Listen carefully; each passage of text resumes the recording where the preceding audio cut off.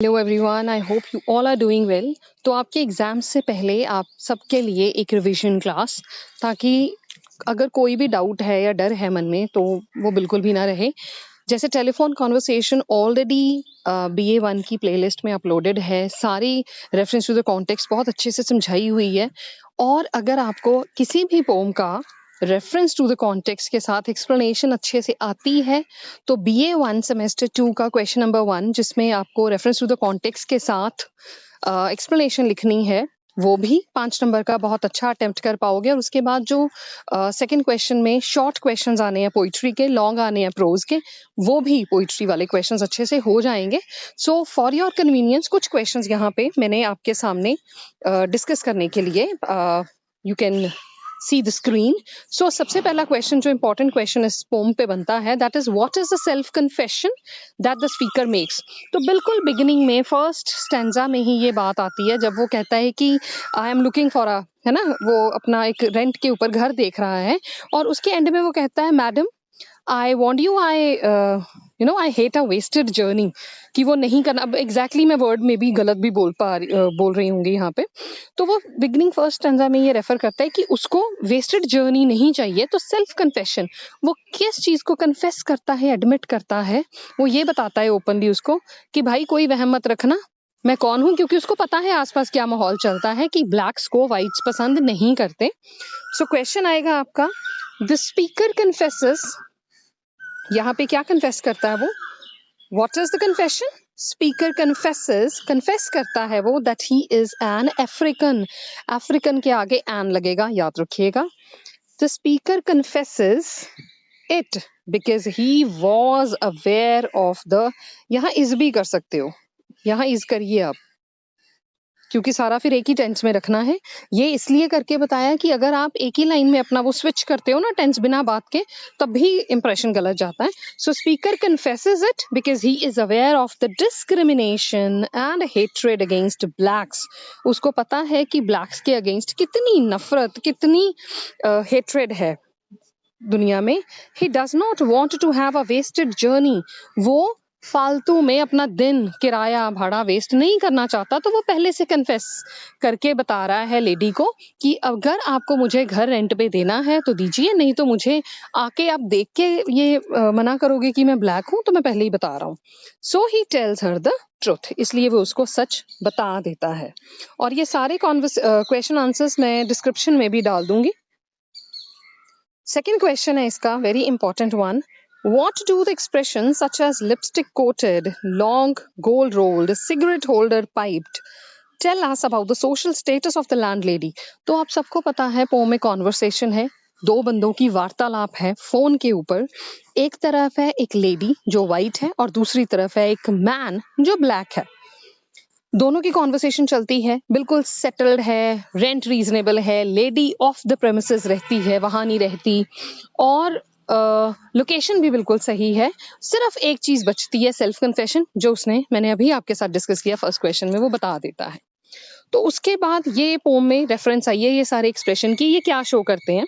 These expressions tell us that the landlady belongs to rich class. तो यहाँ से हमें पता चलता है कि जो लैंड लेडी है वो वाइट है और वो रिच है। She is a high-headed female. वो एक जिसको कहते हैं सरफिरी औरत है, जो बहुत नफरत करती है ब्लैक्स के साथ।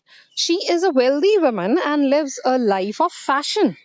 तो ये लिपस्टिक कोटेड है ना, मतलब एक फैशनेबल लेडी ही अपने आप को ऐसे इस गेटअप में रहेगी, अडोन करके रखेगी।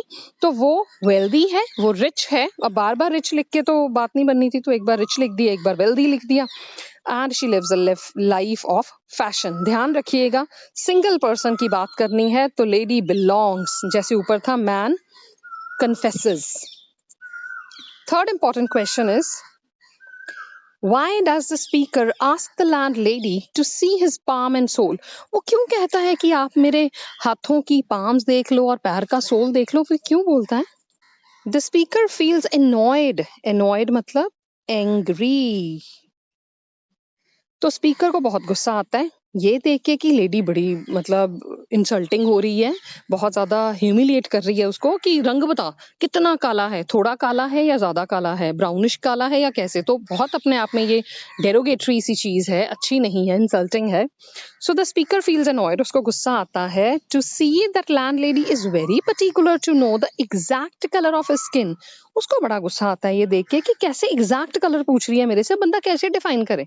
Even if we have to tell our colour skin colour in terms of हम ब्लू हैं, पीले हैं, काले हैं, या हम क्या वर्जन बताएंगे। अगर ब्राउन भी कहें तो हम पूरे ब्राउन नहीं है, राइट। इन अ सटायरिकल वीन या वे, सो आयरॉनिकली ही स्टार्ट्स टेलिंग।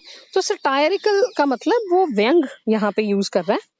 तो ही टेल्स, अगर आपको नहीं याद होता आप इसको छोड़ सकते हो। The speaker starts telling her, उसको बताना, ही स्टार्ट्स टेलिंग हर, वो उसको बताना शुरू करता है the colour of his body piece by piece, अपनी बॉडी के कलर बताना शुरू करता है। जैसे हमारे हथेलियां जो होती हैं वो हमारी उल्टे हाथ के रंग से थोड़ी लाइटर होती हैं, तो वो उसको बताता है। He says that the colour of his face is brunette, ये भी पोम का वर्ड है।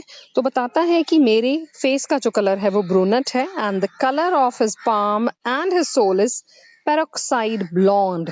पेरोक्साइड ब्लॉन्ड है, जैसे आप देख सकते हैं अपने आपके खुद के हाथ देख सकते हैं। तो हमारी स्किन कलर टोन जितनी भी डार्क क्यों ना हो, हमारा जो फ्रंट हमारी हथेली है वो लाइटर होती है। तो वो बताने शुरू कर देता है कि मेरे भाई मेरा फेस का कलर ब्रूनेट है, ये आपको याद करना पड़ेगा। और मेरा पाम और सोल का जो शेड है that's peroxide blonde. So next question is again very important. ये आपकी पूरी पोम की अब कह लो रिवीजन ही हो रही है। So what does the poem tell us about the landlady and the speaker. तो हमें क्या पता चलता है पोम से स्पीकर और लैंडलेडी के बारे में।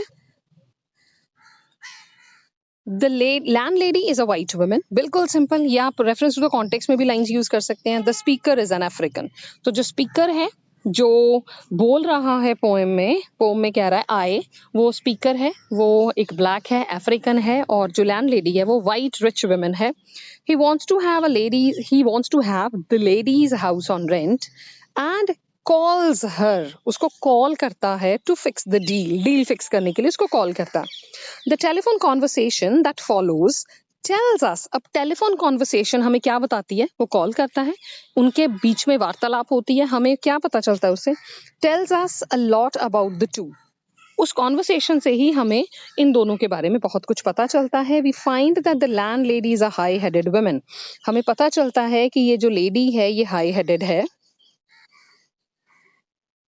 She is full of racial prejudice, prejudice याद नहीं होता तो इसका मीनिंग हेट्रेड ही है, उसमें बहुत नफरत भरी हुई है। She is full of racial hatred, या she is full of hatred against blacks.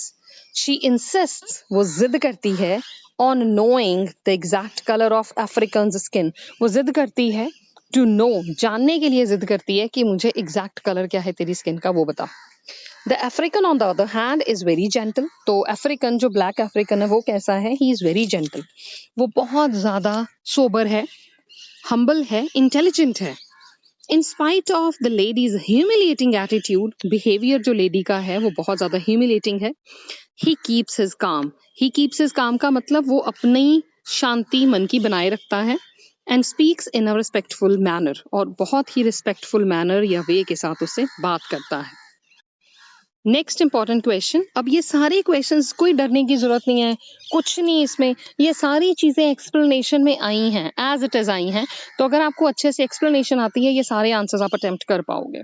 How does the speaker expresses resentment at the land ladies question, जब उसको लेडी क्वेश्चन करती है तो कितना काला है, तो वो कैसे बताता है, कैसे उस अपने गुस्से को एक्सप्रेस करता है। रिजेंटमेंट मतलब गुस्सा। The speaker tells the landlady that he is an African. At this, the landlady asks him, how dark are you? How dark? Are you light or very dark? The speaker tells her that he is West African sepia. तो उसको बता देता है कि मैं West African sepia हूँ। The lady does not understand that. उसको समझ नहीं आता वो क्या है। What's that? That's dark, isn't it? The speaker feels annoyed and starts telling the color of his body piece by piece. He says that his face is brunette, his palm and soles are peroxide blonde, and his bottom is raven black.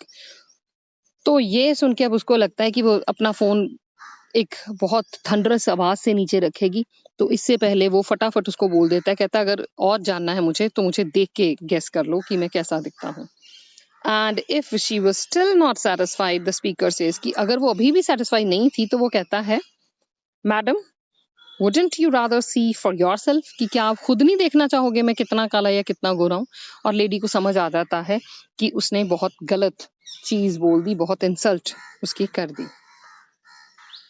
Next question is, do you find the tenant's response justifiable? क्या आपको ये जो अभी किराए पे इसको मिला नहीं है मकान, पर आपको लगता है जो इसका बिहेवियर था, इसका जो आंसर है, रिस्पॉन्स है, वो जस्टिफाइड है, वो बिल्कुल ठीक है?